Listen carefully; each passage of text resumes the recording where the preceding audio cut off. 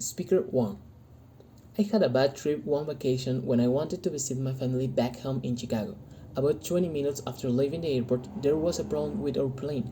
We returned to the airport again and waited 5 hours for another plane. Finally, I arrived in Chicago 8 hours later than I planned. Speaker 2. We tried to go on vacation to Toronto one year, but it was a disaster. We started our trip late and stopped for lunch in a town on the way.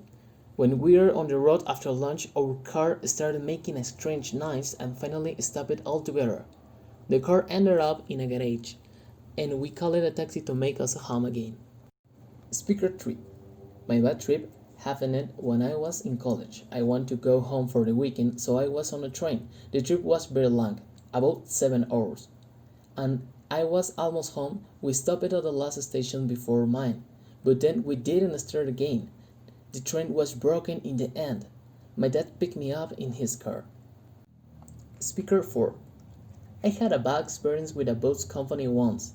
I booked a ticket from the Port Authority bus terminal in New York City to Newark Airport, but there were a lot of people at the bus station when I arrived, and it was impossible to get on the bus.